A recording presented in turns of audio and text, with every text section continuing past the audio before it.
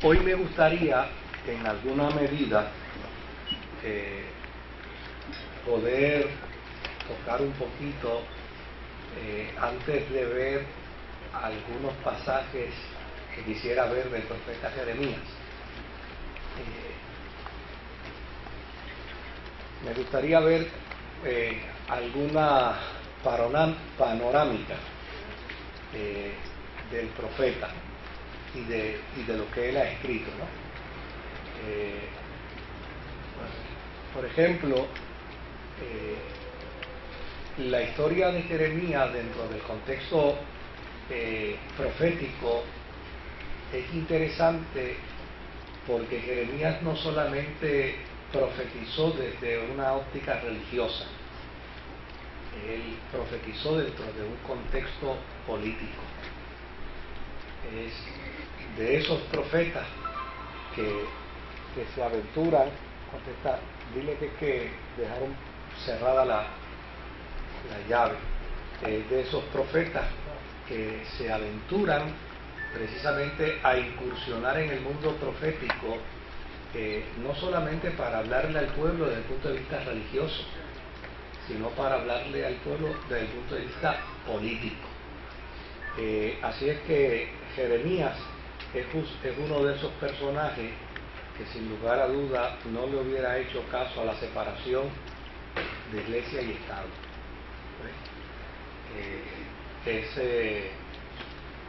Ese mito que se ha creado de separación de iglesia y Estado, Jeremías no lo hubiera acatado bajo ninguna circunstancia. Por lo contrario, él vio la actitud política de los reyes de su tiempo como una actitud digna de condenarla, y en efecto él la condenó. Por el otro lado, él entendió que la destitución o la destrucción de Judá iba a venir como consecuencia de una mala actitud política. O sea, Dios no destruiría a Judá o no castigaría a Judá por el solo hecho de que Judá ha ido tras dioses paganos, tras dioses falsos, sino que no ha correspondido políticamente como Dios deseaba que correspondiera. Y es interesante, porque fíjese que una de las cosas que Dios le dice a Judá a través del profeta es: no hagas nexos con los egipcios, mejor haz nexos con los babilonios. Y desde luego, una de las razones por las que Dios va a entrar entonces en un proceso de juicio contra Judá es porque Dios le dice a Judá: no te vincules a los egipcios, y Judá dice: me voy a vincular a los egipcios.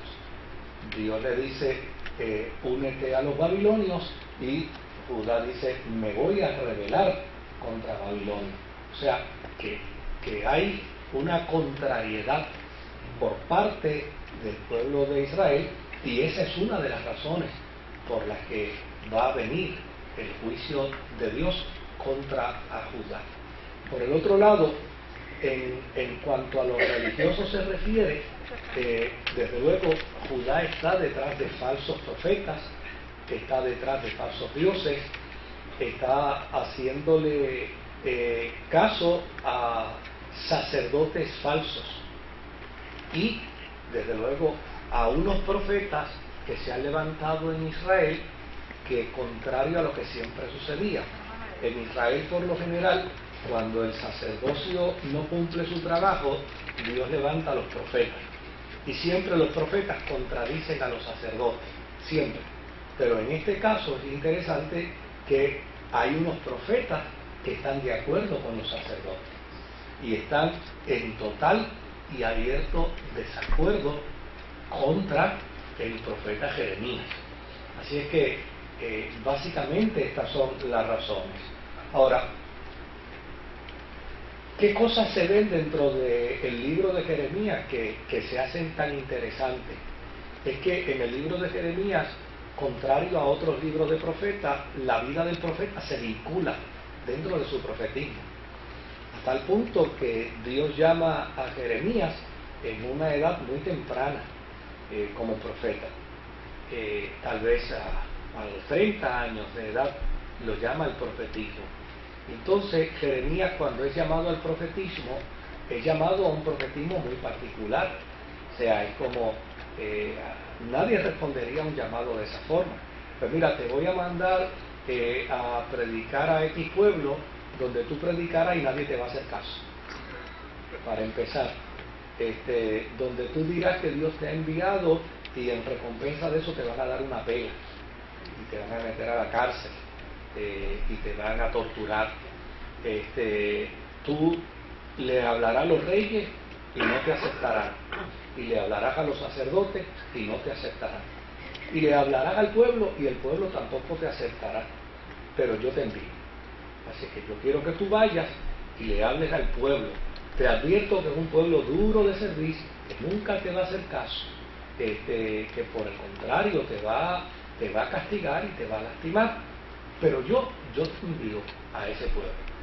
Pues ya necesariamente yo creo que sobre todo en los profetas de hoy, que hay que aprender a hacer una distinción entre, nosotros le llamamos profeta a la gente que tiene una palabra de sabiduría o una palabra de ciencia, y eso no es un profeta.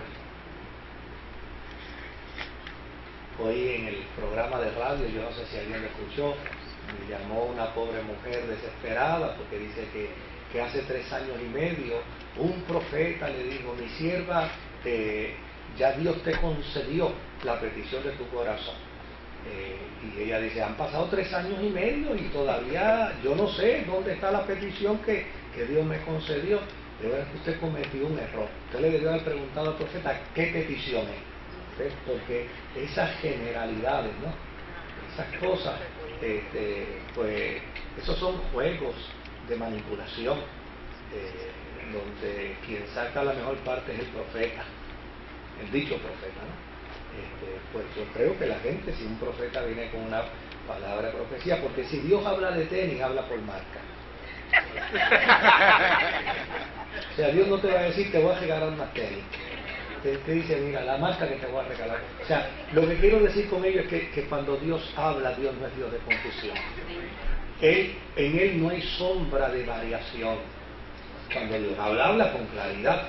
Entonces, pues, estos profetas, desde luego tienen un proceso bien interesante, porque en el caso, por ejemplo, de Jeremías, mire, él estaba tan convencido que lo que Dios le hablaba era tan cierto y tan cierto y tan cierto, que decidió no casarse. ¿Y sabe por qué decidió no casarse? Porque él sabía que Israel iba a sufrir un cautiverio. Y él decía: ¿para qué me voy a casar? ¿Para qué voy a tener hijos si a la larga me los van a llevar cautivos? Pues mejor voy yo solo al cautiverio. Pero esa era su convicción.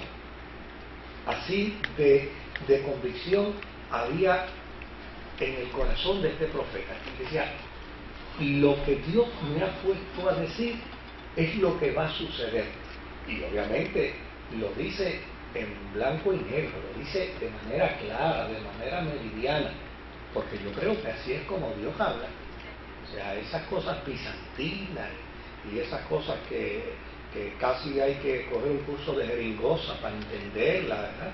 Eso no es Dios hablando. Cuando Dios habla, Dios no es Dios de confusión. Dios habla con tal claridad que usted tiene convicción en su corazón y en su vida de que Dios le ha hablado.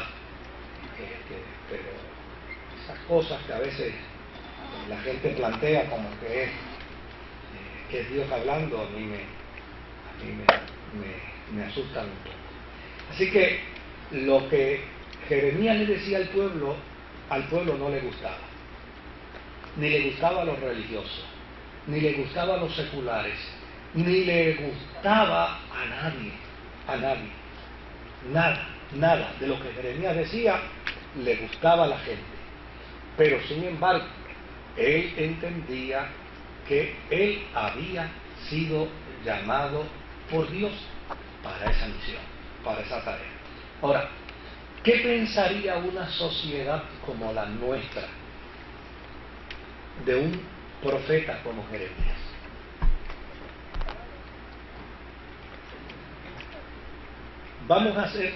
Vamos a trasladar a Jeremías al siglo XXI y vamos a trasladarlo aquí a nuestra tierra. Y escuchemos a un profeta diciéndole al pueblo de Puerto Rico lo que le estaba diciendo a Israel.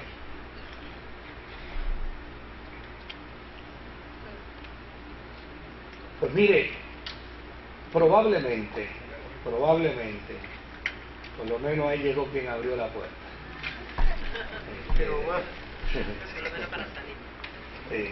Probablemente alguien le diría a Jeremías, mira, mantente fuera de la política, que la política y la religión no mezclan. ¿Es eso verdad? ¿Es eso verdad? Eso no es verdad. Lo que no mezcla es la fe y el partidismo. Eso no mezcla. O sea, porque Dios no es PNP, ni es popular, ni es independentista, ni es de, ¿cómo se llama el partido? Del Coquí, ni de ninguno. O sea, Dios es el Dios de todos los hombres y de todas las mujeres que habitan este 100 por 35. Por lo tanto, a mí me parece que nosotros como cristianos necesitamos revisar bien. Si la Iglesia puede hacer su incursión en la vida política, o si no debe hacerla, o por el contrario, si la Iglesia debe hacer su incursión en la vida política partidista, o no debe hacerla. Entonces yo creo que inteligentemente nosotros pudiéramos resolver eso en cuestiones de segundos. La Iglesia debe hacer incursión en la vida política de su país. En lo que la Iglesia no debe hacer incursión es en la política partidista. Son dos cosas totalmente distintas y diferentes. O sea, una cosa es hacer incursión desde el punto de vista político. ¿Por qué? Oiga, porque a fin de cuentas, las cosas que acontecen dentro de un país nos benefician a todos o nos perjudican a todos. Ahora, ¿qué es lo que acontece cuando los hombres le exigen a la Iglesia que se aleje de la política? El consejo es que no nos metamos en la política partidista, eso ni jugando. Ahora, ¿qué puede acontecer cuando una sociedad le exige a la Iglesia que se aleje de la política? Pues mire, la Iglesia y la sociedad corren el riesgo de que, ausente de Dios en medio de la vida de la política, las reglas, las leyes que se hagan estén ausentes de piedad, estén ausentes de compasión, estén ausentes de misericordia, estén ausentes de humanidad, estén ausentes de sensibilidad. O sea, la Iglesia juega un papel importante en esa función. ¿Se da cuenta? O sea, no es en el partido político, es en la política. O sea, la Iglesia como voz profética tiene que estar pendiente no al político, sino a la ley, a lo que la política establece como ley, como regla.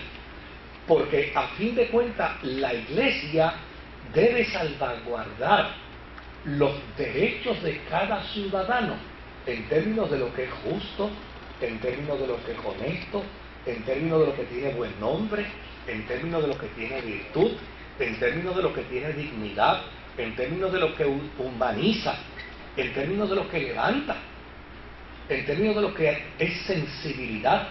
Y la Iglesia tiene que jugar un papel importante dentro de eso. Entonces, desde luego, el único problema es que la frontera es bien estrecha. Entonces, la responsabilidad